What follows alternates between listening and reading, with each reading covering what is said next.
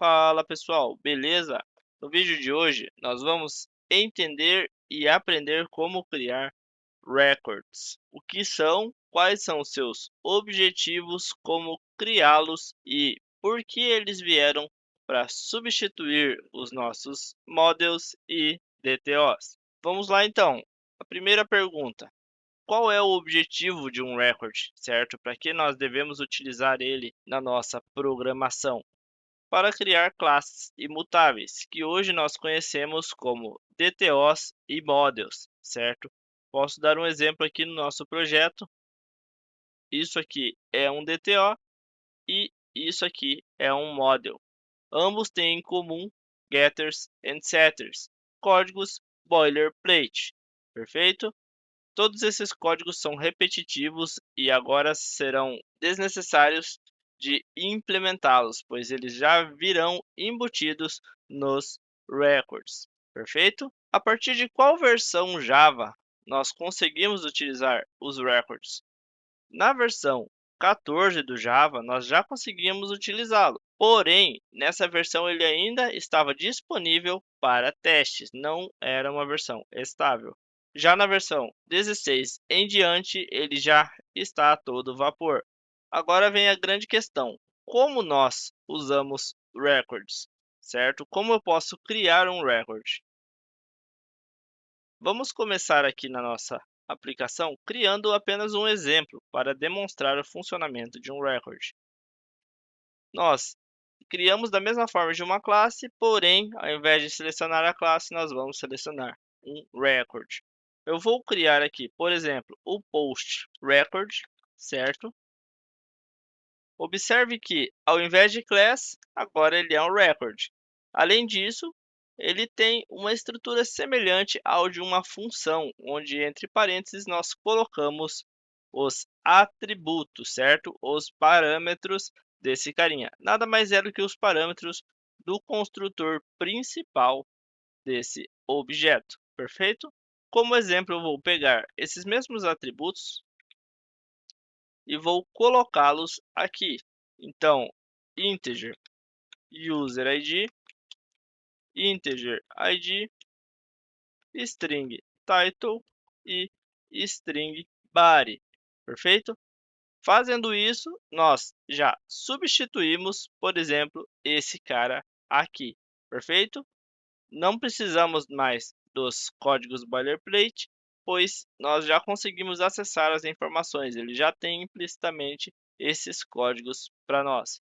Vamos fazer um teste agora, criando uma função dentro do nosso próprio record e chamando esses atributos. Public void teste. Aqui nós podemos criar um objeto post record é igual a new post record. Como nós já conhecemos, não muda a forma de instanciar um novo objeto. Vou colocar aqui um valor, certo? Você deve ter reparado que nós precisamos colocar obrigatoriamente todos os valores aqui, pois, como eu comentei antes, os valores de dentro dos parênteses são do construtor principal, ou seja, obrigatoriamente nós precisamos informar todos os valores. Fazendo isso, nós podemos obter os valores apenas utilizando o nome dos atributos, e não mais getTitle ou getID ou get o nome do atributo como nós conhecíamos antes. Perfeito? Muito simples, certo? Muito fácil de fazer. Agora vem um questionamento. Antes nós podíamos simplesmente fazer isso aqui, postRecord.setID e colocar o valor aqui e retornar esse cara aqui. Ou seja, nós criamos apenas um post record com o ID e o resto já veio setado automaticamente conforme o tipo. E agora, não conseguimos mais fazer isso? Sim, nós ainda conseguimos. Porém, nós precisamos criar um construtor utilizando o outro para inicializá-lo. Como assim? Vamos criar um exemplo agora. Por exemplo, eu quero utilizar apenas o User ID e não quero informar as outras informações. Então, nós vamos colocar aqui public post record, passando aqui o nosso User ID, certo? Isso é um erro que a gente não teria numa classe convencional. Nós conseguiríamos criar um construtor assim sem problemas nenhum. Mas nesse caso, nós somos obrigados a chamar o construtor principal, inicializando todos os valores que nele contém. Vamos fazer aqui então this, passando o user ID, que é o que nós recebemos, e os outros valores nós vamos definir como null. Aí sim, agora nós conseguimos criar, por exemplo, um post record passando apenas o valor principal, o valor que desejamos, perfeito? Então, o record ele tem algumas limitações, mas ele funciona perfeitamente, evitando que nós precisemos criar códigos boilerplate e não precisamos também utilizar ferramentas externas, libs externas, como por exemplo o Lombok. Perfeito? Agora nós vamos avançar e colocar em prática esse conhecimento no nosso projeto, certo? Que por sinal, se você não tem e gostaria de ter, eu vou deixar na descrição desse vídeo o link onde eu começo a criar esse projeto. E nós vamos refatorá-lo utilizando records ao invés de class nos nossos models e nos nossos DTOs. Vamos lá.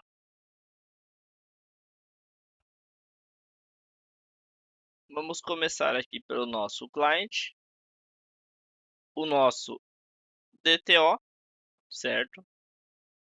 Como nós já conhecemos a estrutura, podemos ir alterando, certo? As nossas classes e deixando com layout de records, perfeito? A refatoração é bem simples, não tem segredo.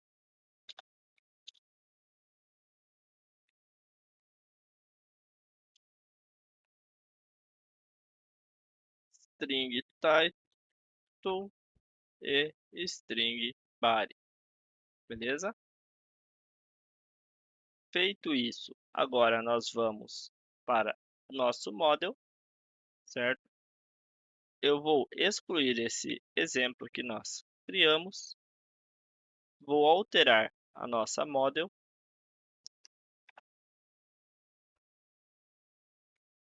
e estruturar como um record. Observe que, apesar de ser uma model, não tem problema nenhum em usar um record, pois mesmo sendo uma model, certo? Ele ainda tem códigos imutáveis, uma estrutura imutável, perfeito?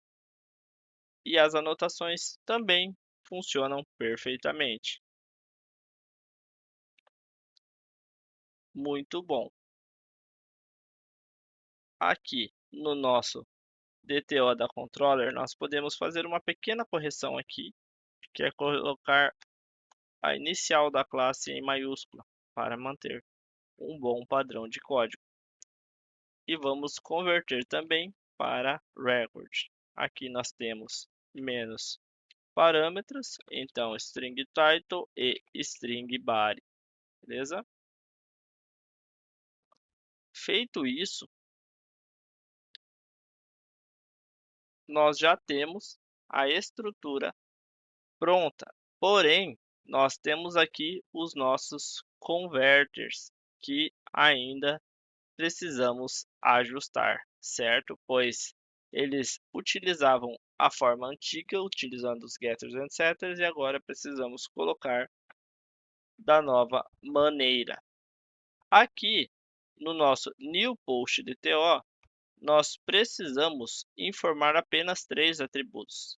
E aqui nós temos 4, certo? Então, nós vamos criar aqui um novo post, public post, um novo construtor, né? Melhor dizendo. apenas com as informações que nós queremos, que seria o body, title e user ID. Então, vamos ter aqui o user ID, o body e o title, certo? Perfeito. Deixa eu só alterar a ordem aqui. E era isso.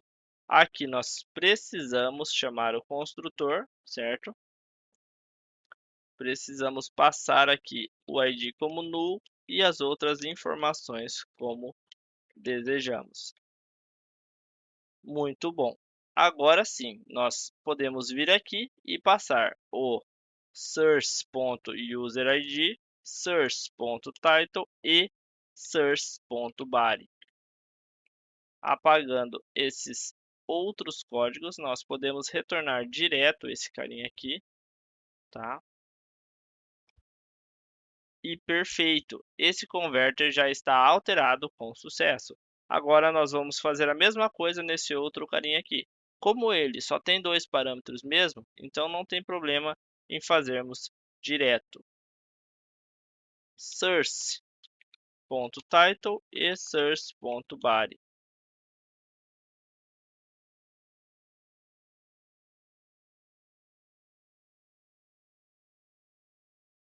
Perfeito. Muito bom. E por último, nós podemos alterar aqui a nossa service e colocar um post title aqui. Muito bom! Era isso que nós precisávamos fazer para refatorar o nosso projeto utilizando records. Agora nós vamos rodar o nosso código e verificar se tudo segue funcionando normalmente. Aqui no Swagger, então, nós temos dois endpoints, get e um post, perfeito?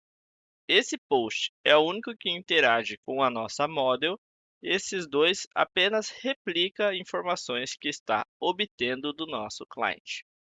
Vamos fazer um teste também, pois ele está utilizando os converters, né? Então aqui nós temos o fluxo normal funcionando, continua funcionando. Aqui por ID também deve seguir funcionando, perfeito.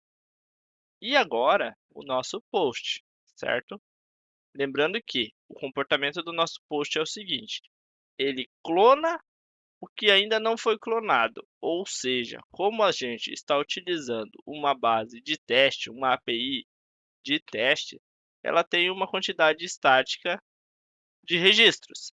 Como no meu caso aqui, eu não apaguei depois do nosso último vídeo, o resultado deve ser zero, ou seja, zero registros replicados, e não deve ocorrer erros de execução. Vamos lá.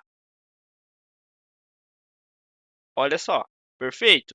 Retornou zero, como já esperávamos. Ou seja, todos os registros que era para replicar já estão replicados e ele conseguiu identificar isso. Então, não teve problema com a nossa model também. Perfeito?